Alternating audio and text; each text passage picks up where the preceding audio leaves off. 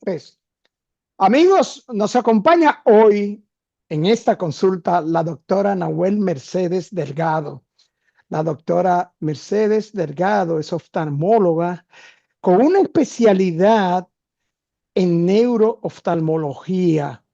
Esta especialidad de la oftalmología que es tan importante porque trata lo relacionado a la visión, a los ojos, con todo lo que tiene que ver los asuntos neurológicos de la misma. Y le damos la bienvenida, doctora. Bienvenida a Consulta Participativa. Muchas gracias por el honor de la invitación en primer lugar y saludando a esa exquisita audiencia que tanto espera este momento para aprender un poquito con nosotros. Así es, y ese es el objetivo, que nuestros amigos que nos siguen, tanto aquí como allende los mares, pues se queden debidamente orientados con respecto del tratamiento y las patologías y los trastornos que presentan los ojos. Doctora, vamos a arrancar de una vez y vamos primero a decirle a la gente que nos sigue qué es la neurooftalmología, qué es esa especialidad, de qué trata. Excelente pregunta. En primer lugar, nosotros somos médicos oftalmólogos. Eso hay que establecerlo. Hacemos la especialidad en oftalmología, que depende el país donde te formes, son de 3 a 4 años en formación. Luego, una alta especialidad o fellowship o subespecialidad en neurooftalmología.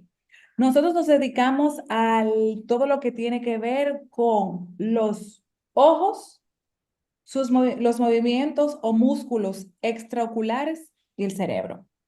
Significa esto que el proceso de la visión, vamos a ponerlo en lenguaje coloquial, lenguaje llano, como es costumbre del programa para que la gente entienda que el mensaje llegue, no vemos con los ojos, vemos con el cerebro. Y para que esto se dé, tiene que acontecer una serie de condiciones normales para que podamos ver el objeto, ver las imágenes. Entonces nos encargamos desde que esa visión, desde que ese objeto o esa estimulación se produce hasta procesarse a nivel cerebral, luego hace un reverso para luego entonces con los ojos poder ver de qué estamos hablando. De eso nos encargamos nosotros, o sea, todo aquello que impida que la estimulación visual llegue desde el medio externo hasta la fosa occipital en el cerebro, o sea, todo lo que es la vía visual nos compete. O sea que tiene que ver con todas las conexiones del sistema óptico con el cerebro y, Tema nervioso y central, las exacto. enfermedades que motores oculares. Eso es correcto. Por ejemplo, por mencionar solamente alguno, un paciente que vea doble. Eso significa que los ojos no están alineados. Significa que uno de los músculos que mueve el ojo, depende el tipo de visión doble que tenga el paciente, ya sea que no lo mueve hacia arriba, no lo mueve hacia abajo, a un lado o hacia otro, tiene que ver con un nervio. Y ese nervio, su núcleo está a nivel cerebral. Y ahí vamos a entrar nosotros en escena, saber por qué ese paciente tiene esa visión doble y qué músculo, qué nervio está inervando ese músculo que puede estar eventualmente afectado. Ese es el rol nuestro, solamente por mencionar algún ejemplo. Exacto. Doctora, ¿y cuáles son estas enfermedades, estos trastornos neurológicos que afectan la visión? Bueno, muchas veces los pacientes ya llegan con el diagnóstico hecho por un médico neurocirujano o por un médico neurólogo. A saber, somos colegas que somos interconsultantes. Nos buscan, nos solicitan las evaluaciones con los pacientes con diagnóstico de. Aquellos que nos escuchan, que nos están mirando, pueden identificarse o haber escuchado a alguien con uno de estos. Por ejemplo, visión doble o diplopia, pacientes con miastenia gravis, pacientes con esclerosis múltiple, pacientes con papiledema, pacientes con accidentes cerebrovasculares que tengan repercusión en la parte visual. Por ejemplo, me detengo aquí, que es uno de los más frecuentes. Bueno, el señor tuvo un derrame, como le llama la gente coloquialmente, ¿verdad? Hacia el mes de mayo del presente año. Desde entonces el señor no puede ver. Entonces ahí entramos nosotros en escena, eventualmente vamos a evaluar al paciente e identificar dónde pudo haber sido el derrame del paciente que pueda tener que ver con la visión.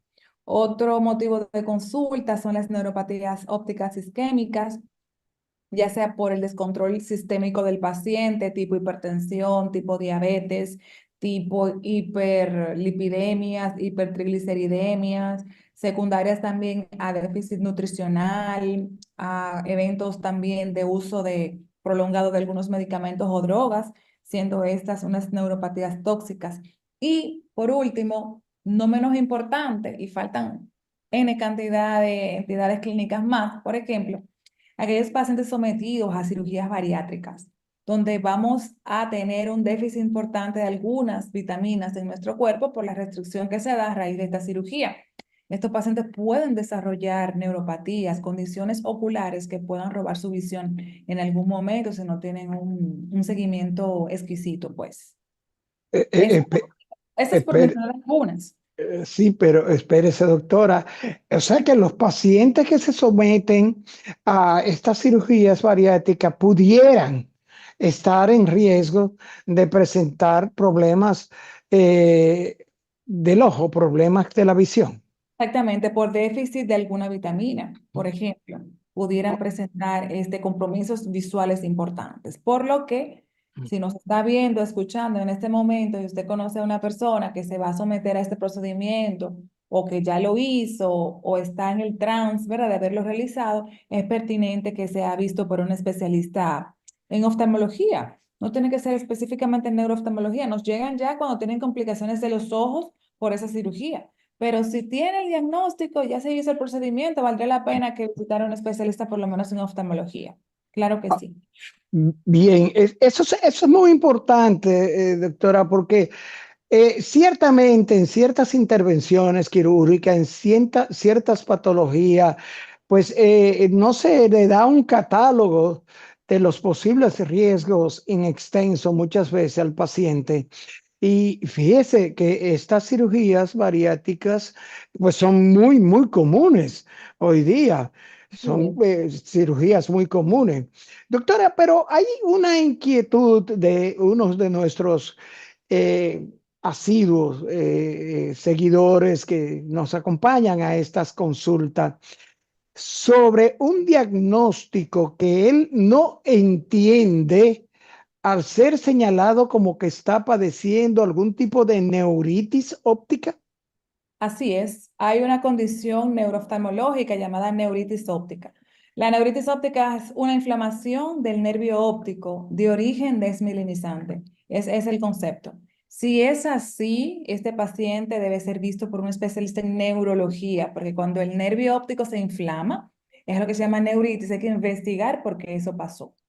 Eso no pasa de nuevo, no pasa de la nada. Hay que investigar la raíz de la inflamación de ese nervio óptico. Claro que O, sí. o sea que esta neuritis óptica puede ser como un daño, una afección periférica de una patología mayor. Eso es correcto. Es un signo. Es un signo que te obliga a investigar a ese paciente exhaustivamente a ver cuál es la eventual causa de esa inflamación del nervio óptico. Que en primer lugar, o varios meses de estudio, puede quedarse en idiopática o de origen desconocido, pero ya haber hecho el evento de una neuritis óptica ya lo hace candidato a ser un paciente a ser visto por lo menos cada 6 meses en consulta. Y esta neuritis óptica pudiera degenerar en atrofia del nervio óptico. Por supuesto, porque hay inflamaciones del nervio óptico que no mejoran y que el paciente queda por completo sin visión. No es el común denominador, pero puede pasar y ya con consecuente daño severo y fatal del nervio, que eso se traduce en no visión del ojo afectado. O sea que la atrofia del nervio óptico pudiera ser irreversible, doctora. La atrofia del nervio óptico es irreversible.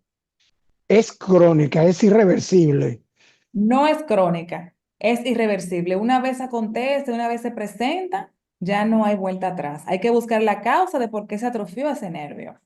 Y la manifestación más dañina es la ceguera total.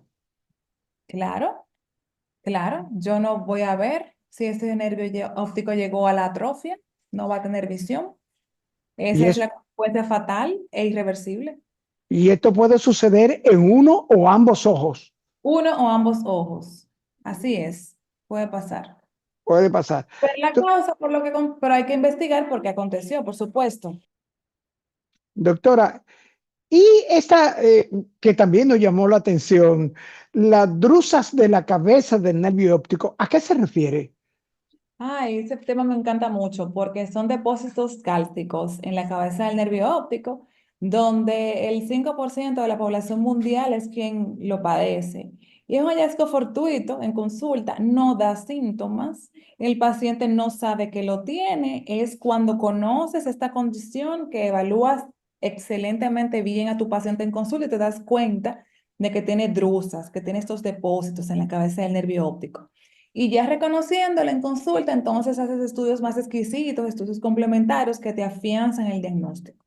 Una vez diagnosticado, no pasa absolutamente nada. En primer lugar, conocer que lo tengo. Y en segundo lugar, darse seguimiento porque esto puede acarrear en algunas complicaciones. Hay que hacerse campos visuales, hay que tomarse la presión ocular constantemente en la consulta oftalmológica. Pero si ese es el diagnóstico de usted que nos está viendo, nos está escuchando, no es motivo para alarmarse, pero sí existe el diagnóstico.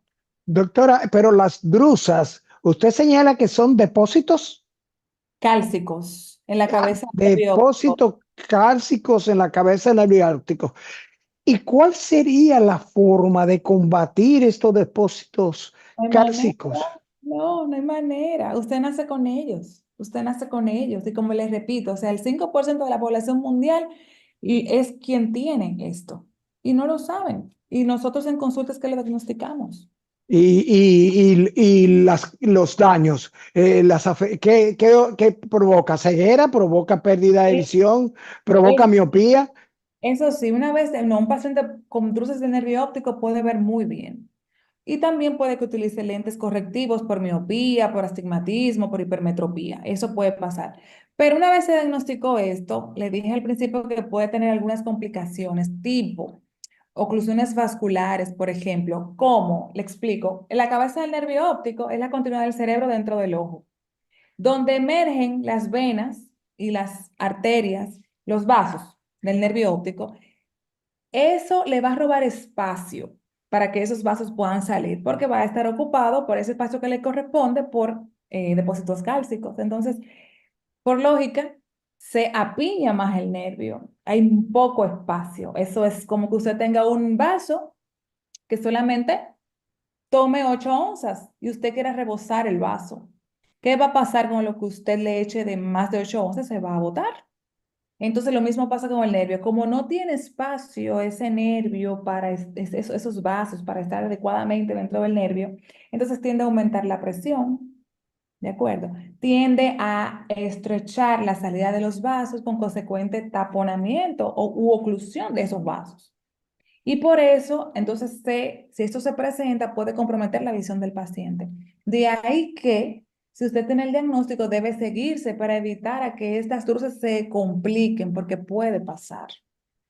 O Ujú. sea, puede pasar que hayan Que comprometa, complicaciones. sí, que comprometa la visión, las druses del nervio óptico. Así como son infrecuentes, así como son tan amables, estar y manejarlas, ¿verdad? También hay que saber que tienen complicaciones si no se les da seguimiento. Claro que sí. Do- Doctora, es muy común escuchar, tengo astigmatismo, tengo hipermetropía, tengo miopía, eh, pero tumores en el nervio óptico, doctora. Claro, claro, hay pacientes que llegan, pero ya es un paciente eventualmente con síntomas un poquito más, eh, más floridos. Es aquel paciente que con un tumor de nervio óptico te va a llegar con historia de que no ve absolutamente nada, de que tiene varios meses de manera progresiva, ha venido perdiendo visión en un ojo, es un ojo que se deforma, ya se torna asimétrica las facciones del paciente porque hay un ojo más brotado que otro. o puede lucir un ojo más hundido que el otro, una parte de la cabeza deformada, depende de dónde esté localizado el tumor. Es un paciente que de entrada te viene diciendo que eventualmente puede tenerlo. Claro Pero que sí. podríamos pensar en que estos tumores del nervio óptico pudieran degenerar en un tipo de cáncer óptico. No, no, señor, no, no. No, no hay ese riesgo. No, no, no, no, no, no, no, no, no. Una vez encontrados allí, se diagnostican y se le da el tratamiento idóneo al paciente, ya sea con radiocirugía, con un neurocirujano experto, especialistas en onculoplastia, que tienden, ¿verdad?, a tocar esta parte de la órbita para extraer el tumor y demás, pero no, no pensar en que sea a convertirse en un cáncer Ok, de otro tipo en cualquier parte del cuerpo, no pensar de ahí, no. ninguna de estas afecciones o trastornos, por duro que se escuche decir, tumor de nervio óptico, parálisis de los nervios craneales, ninguna de estas afecciones de los ojos pudiera comprometer la audición, el olfato, la nariz, ¿pudiera suceder? Claro que sí, porque ahí es donde me encanta lo que hago, me encanta lo que hago, porque ahí es donde entramos a nosotros, no solamente son los ojos, no vemos con los ojos. Aquel paciente que viene porque no puede cerrar bien un ojo, porque tiene una simetría facial, aparte de eso, a ese mismo lado no puede escuchar, ¿verdad? Son tumores, por ejemplo, del ángulo pontocerebeloso, son de fosa posterior y ya con la clínica del paciente yo puedo ver que está involucrado varios pares craneales.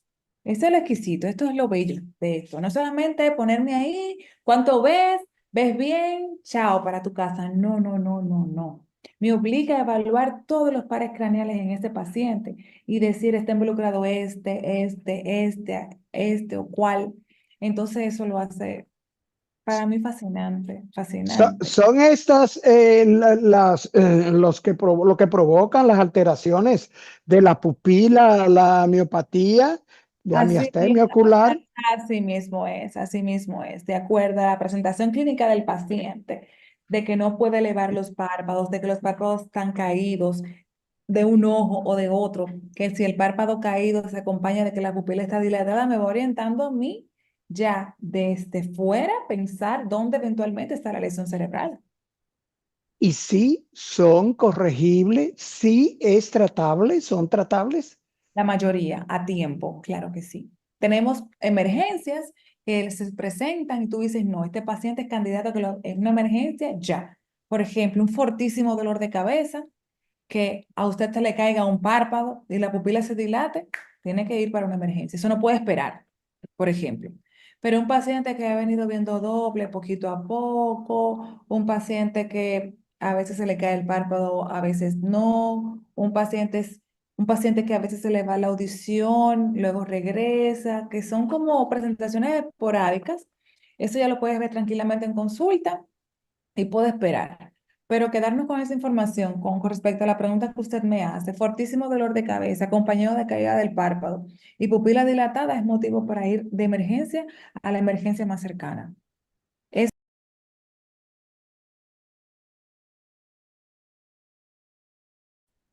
Doctora, neuropatías ópticas inflamatorias, disinmunes o asociadas con esclerosis múltiple. neuritis, no neuropatía. Recuerdo que usted me preguntó ahorita de neuritis óptica. Yo le dije, es una inflamación del nervio óptico de origen desmielinizante. Y es como resultado, pudiera ser como resultado de un paciente que está padeciendo esclerosis múltiple o, Forma esclerosis lateral. amiotrófica es una forma de la esclerosis múltiple o la esclerosis lateral amiotrófica de decir, estoy aquí, investíguenme, llegué a la vida de esta persona. La inflamación del nervio óptico que se acompaña por pérdida súbita de la visión y dolor con los movimientos oculares puede ser el aviso de que esta condición hay que investigarla en ese paciente. No es la única, ojo, eso debe quedar bien claro. No es que toda neuritis óptica termine en, pero todo paciente con esta condición debe investigarse con estos fines. Doctora, Es importante que quede claro. infecciones. enfermedades infecciosas, relación neurooftalmológica de ciertas patologías infecciosas. Por ejemplo, hay inflamaciones de tipo parasitarias que pueden inflamar la retina y pueden inflamar el nervio óptico, llamadas las neuroretinitis. ¿De acuerdo? Es un paciente de repente expuesto al gato, a perros, de repente viajan a ciudades o a países donde tienen una fauna de repente muy exótica, se exponen a algunos animales y entonces tienen consecuentes afecciones sistémicas que pueden eventualmente afectar el nervio óptico. Sí existen, claro que sí. Generalmente inflaman la retina también, llamadas neuroretinitis. A propósito, doctora, ¿tendrían que ver los opioides, las drogas, la juca, ese cierto tipo de vicios con estas afecciones neurooftalmológicas? Más bien me inclinaría a condiciones, le estoy diciendo esto, ¿verdad? En base a la experiencia que pueda tener con pacientes de ese tipo, pero los vincularía más a neuropatías tóxicas, ¿de acuerdo? El de uso de sustancias controladas y demás. Yo creo que lo de la juca, lo de las drogas controladas entra igual que el COVID. El COVID es una vasculitis que de 4 años después, casi 5 de que hiciera aparición, ¿verdad? En nuestro medio, todavía estamos buscando si se atribuye o no como consecuencia de esta inflamación. Entonces creo que pasa igual. Pacientes que usen drogas controladas por largo tiempo, opiáceos, pacientes que usen, bueno, estos cigarros electrónicos también, o juca, yo creo que sí, definitivamente eventualmente pueden tener afecciones, pero de tipo tóxicas en el nervio óptico. Doctora, sabemos que los síntomas neurooftalmológicos difieren en relación con la enfermedad, la patología que esté sufriendo el paciente, pero ¿cuáles son aquellos síntomas que serían una llamada de atención, una alarma a una persona para acudir al neurooftalmólogo? ¿Cuáles son estos síntomas más comunes y que se manifiestan, que se perciben? Visión doble. Me acosté, me levanté el otro día viendo una imagen al lado de otra o una encima de otra, número uno. Número dos, veo borroso. Me tapo en un ojo y veo bien. Me tapo el otro y veo borroso. Me lavo la cara, me pongo gotas humectantes y sigo viendo borroso también. No solamente borroso, también tres, que no vea nada con uno de mis ojos, sumamente importante y motivo de consulta y que no puede esperar. Esas son las tres causas por las cuales yo vincularía las condiciones neurooftalmológicas de emergencia. La visión doble, visión borrosa o visión nula, realmente.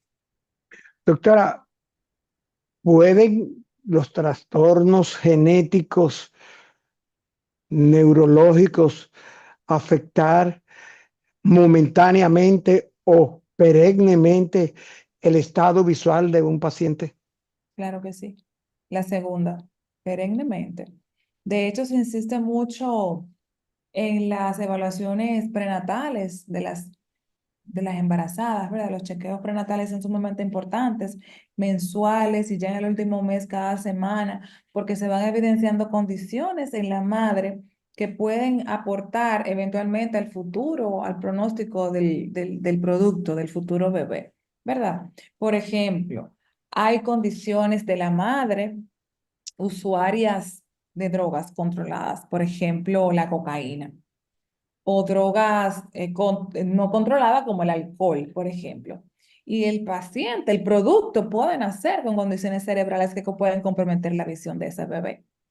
Y me voy un poquito más allá, le cuento un poquito más. Son irreversibles. Irreversible, doctora. Irreversibles, produciendo un tipo de ceguera, ceguera cortical. Pero de ahí se desprende que evalúas a la madre, el padre, ¿verdad? El estilo de vida de ellos, cómo fue ese embarazo, las infecciones que tuvo, cómo nació ese producto, ¿verdad? En qué escenario, si tuvo las ayudas pertinentes, si fue prematuro o no, si recibió oxígeno o no al momento del nacimiento, Son muchas cosas.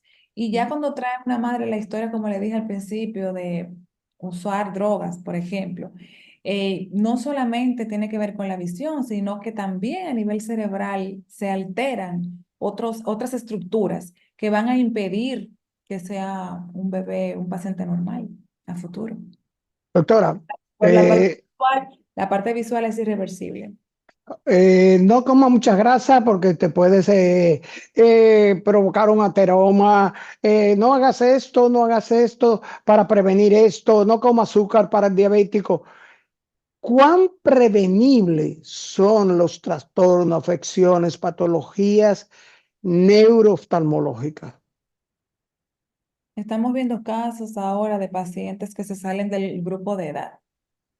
Ya estamos viendo condiciones de asiáticos, por ejemplo, mayores de 50 años en pacientes caribeños, ingleses de 18 y 20 años, por ejemplo.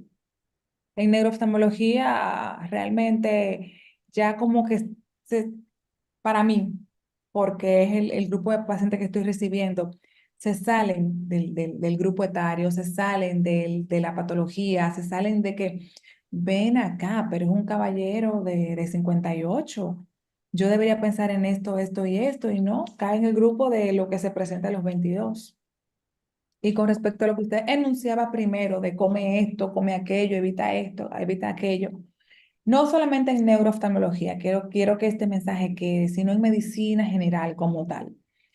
Y lo conversaba hace poco con unos colegas, no venimos enfermos, salvo que naciéramos con una condición congénita, tipo cardíaca, por ejemplo, y que se reparó al momento del nacimiento. Pero después, tener colesterol elevado, triglicéridos elevados, hipertensión, tensión arterial elevada, niveles altos de azúcar en sangre, son prevenibles. Son factores modificables. Entonces, si no hago control de adultos sanos, que este mensaje debe llegar, vamos a llenar las emergencias, vamos a agotar los medicamentos posibles, vamos a usar medicinas para toda la vida y el promedio de vida disminuye, porque la calidad de vida disminuye. Si usted es obeso, usted va a caminar menos, se va a ejercitar menos y usted reduce su promedio de vida, de edad.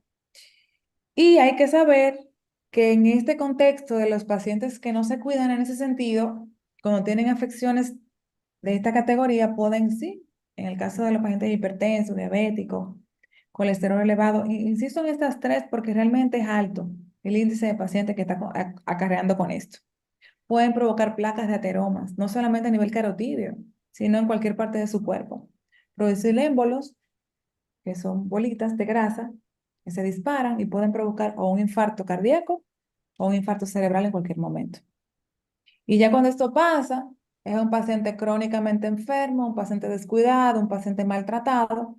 Entonces creo que con la educación conseguimos bastante. Hay que insistir, persistir en el control adulto sano. Usted que me ve, que me escucha, tengo 22 años, no sufro de nada, nunca he ido al médico para nada. Una muela quizá me sacaron, no vaya, porque justamente estas condiciones no dan síntomas hasta no ser muy tarde. Y le cuento más, somos tan amarillistas, nos entramos a las redes, vemos noticias, ay, tan joven, hacía ejercicio, wow, 28 años, y se desplomó ahí, murió, no sufría de nada, era un hombre sano. Entonces, cuando leo esas cosas, me digo a mí misma, ¿habrá ido al médico alguna vez ese paciente? ¿Cuál era su estilo de vida?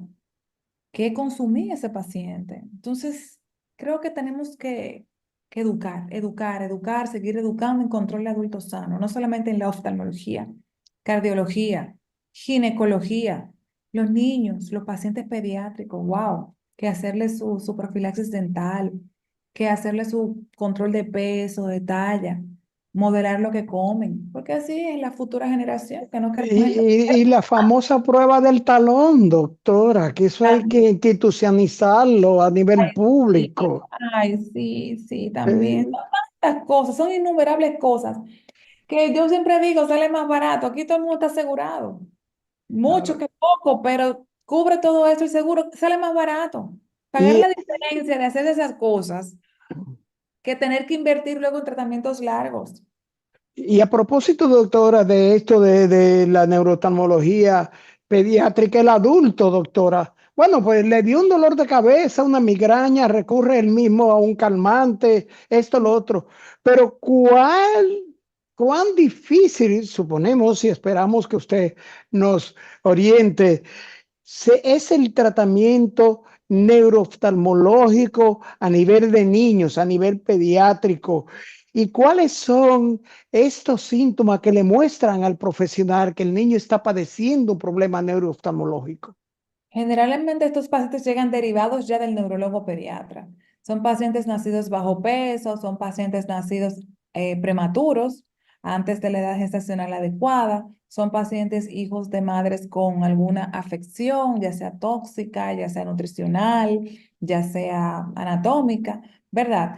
Y al adulto, al tutor, esos pacientes neurológicos pueden mostrarse, neurooftalmológicos, que el niño desvía un ojo, por ejemplo, hacia adentro, solo uno de los dos ojos lo desvía hacia adentro o hacia afuera.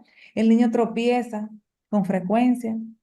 El niño te mira de frente, pero para enfocar debe desviar la mirada.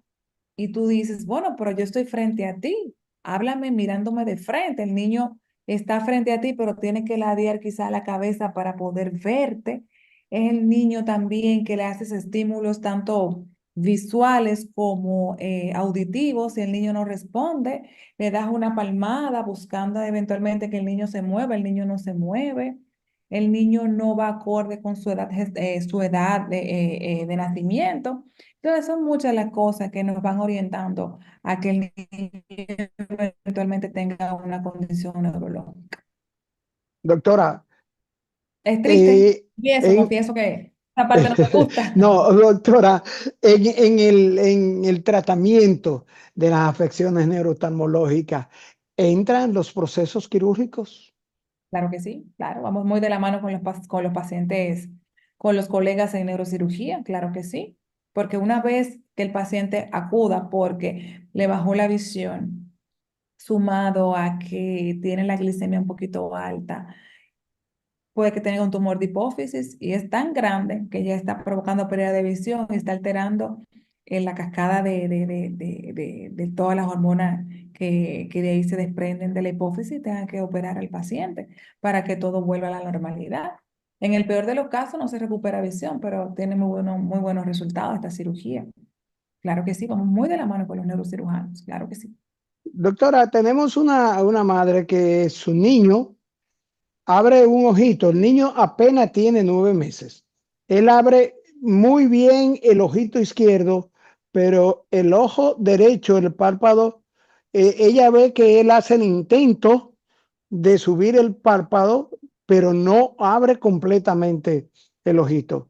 A esa madre la invito a que nos visite, que tiene que ver a un especialista en neurooftalmología u oftalmólogo pediatra por la edad que tiene. Primero, bueno, en primer lugar sería un oftalmólogo pediatra para que evidencie si hay algún trauma del párpado, también saber la vía de nacimiento, si fue parto o cesárea, que pudo haber sido traumático, ¿verdad? Que le lastimara alguna partecita del párpado y el párpado no puede elevar, ¿verdad? Y ver qué otros hallazgos hay, aparte de que no puede elevar bien el párpado.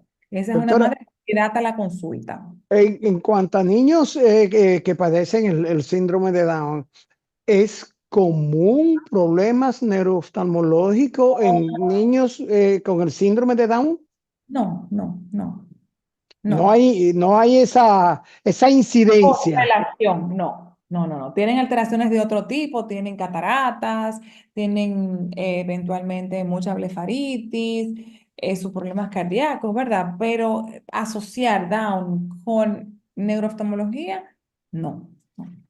Doctora, no podemos dejar de preguntarle, porque insistieron, estrabismo, doctora, y el famoso glaucoma, ¿tienen que Perfecto. ver con problemas neurooftalmológicos? El estrabismo, sí, a eso me refería cuando los pacientes tienen visión doble.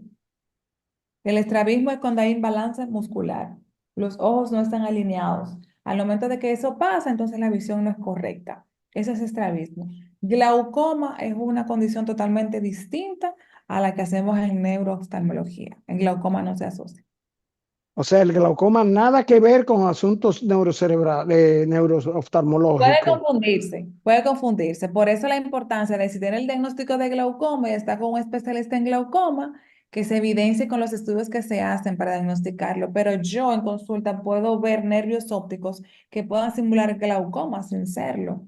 Tenemos una relación estrecha, pero no que una condición como glaucoma se asocie a algo neurooftalmológico. Sí, como neurooftalmóloga tengo que descartarlo, eso sí. E igual el colega glaucomatólogo tiene que descartar que el glaucoma no sea que esté enmascarando algo neurooftalmológico. Trabajamos los dos con nervio óptico, definitivamente. Ellos por una causa, nosotros por otra, pero ambos tenemos que discernir, ¿es neuro o es glaucoma? Finalmente, doctora, ¿los tumores cerebrales tienen que ver con afecciones oftalmológicas? Claro que sí. Si se presentan en la vía visual, claro que sí. Por eso le comentaba al principio cuál es nuestro rol como neurooftalmólogo. Todo lo que tenga que ver con la vía visual, todo tumor que esté en esa zona puede comprometer la visión y ahí entramos nosotros en escena. Claro que Doctora, sí. yo necesito que usted le diga a los amigos de consulta participativa dónde pueden contactar a la doctora, pero también qué hacer para mínimamente cuidar su visión, doctora. Excelente. Bueno, como en estos tiempos, Dios mío, vamos a disminuir los equipos electrónicos de manera innecesaria. Vamos a hacer mucho ejercicio al aire libre. Si no es necesario tener la tableta o el celular, es preferible dejarlo en casa, salir a caminar, a trotar, a nadar, a hacer camping, a hacer trabajos fuera de casa, al aire libre, tanto a los adultos como a los niños, porque eso tiene sus problemas a largo plazo. Al momento de que le caiga eso es por un lado. Por otro lado, si le cayó algo en el ojo, maquillaje, pintura, aceite, lávese muy bien la cara con mucha agua, con mucha agua. Se pone gotas lubricantes y va al médico oftalmólogo siempre. Creo que estas son dos condiciones que ahora mismo me competen e insisto en ello, en no abusar de cosas que usted no sabe. Tiene que ir al especialista idóneo y lo más sano que puede hacer es ponerse gotas lubricantes hasta ver al especialista. No lo que me dijo el vecino, porque le funcionó la abuela, al tío, al hermano. Gotas lubricantes y el oftalmólogo. Y disminuir el uso de los equipos electrónicos de manera innecesaria. Y por supuesto, estamos gentilmente con todas las subespecialidades, no solamente en neurooftalmología, sino retina, estrabismo, glaucoma, cirugía plástica, uveitis, en el Instituto Espaillat Cabral, con los teléfonos 809-686-0268. Bien, doctora, se nos acabó el tiempo. No han hecho muchísimas señas, pero yo he mirado para acá para no, para ni ver, porque Ay, Dios mío. ciertamente, doctora, usted ha edificado correctamente a los amigos de consulta participativa y es que hay que dejarle saber a la gente Claro. cuán dañinas son las afecciones neurooftalmológicas y cómo tratar mínimamente de cuidar su visión. Doctora, gracias. El honor ha sido para mí y estamos prestos a lo que usted quiera cuando usted considere. Un placer inmenso de verdad. Gracias, doctora. Amigos, gracias por acompañarnos a esta consulta con la doctora Nahuel Mercedes Delgado, oftalmóloga, especialista en neurooftalmología, en la que hemos quedado orientados sobre las afecciones, trastornos y enfermedades de los ojos relacionadas con el cerebro a nivel neurológico. Gracias, amigos, por acompañarnos. Les invitamos a que nos acompañen a la próxima consulta.